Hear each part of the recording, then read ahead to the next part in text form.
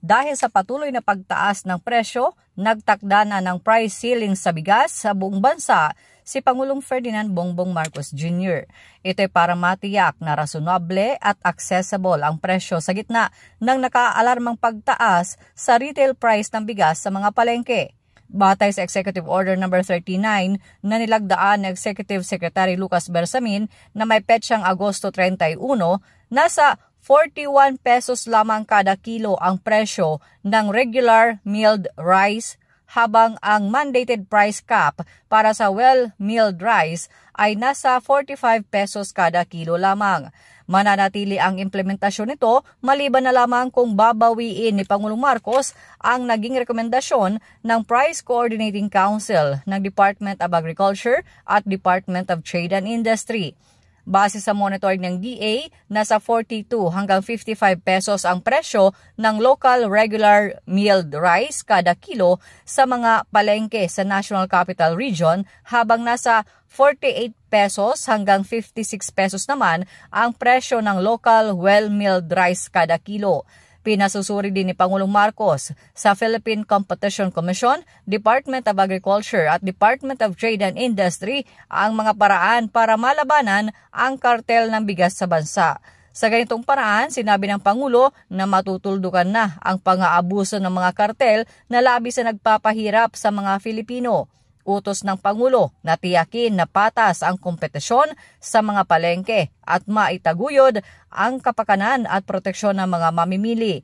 Inaatasan din ni Pangulong Marcos ang Philippine National Police at iba pang mga kawani ng otoridad na tulungan ang DTI at DA sa agaran at epektibong pagpapatupad ng price cap sa bigas.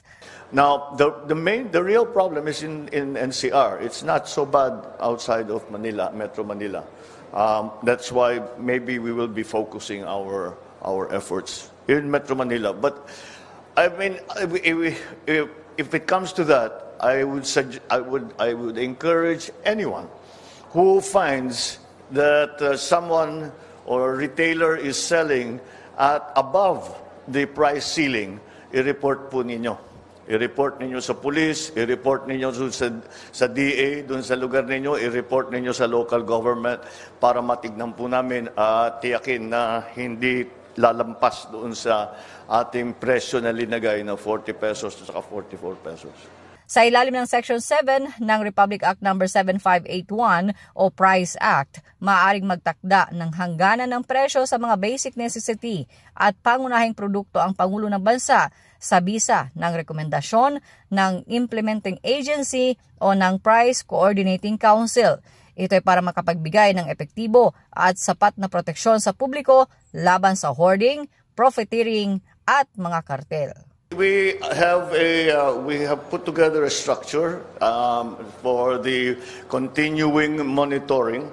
This will include essentially the lead agencies on this are the DILG, DA, DTI, DOJ as well.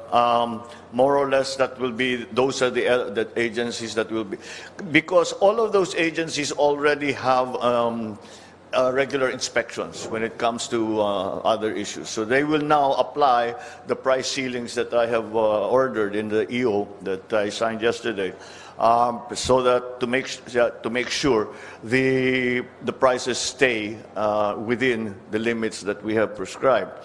Chona Yu, Radyo Inquirer, Bayang Nagtatanong, Mamamayang Nag-uusisa.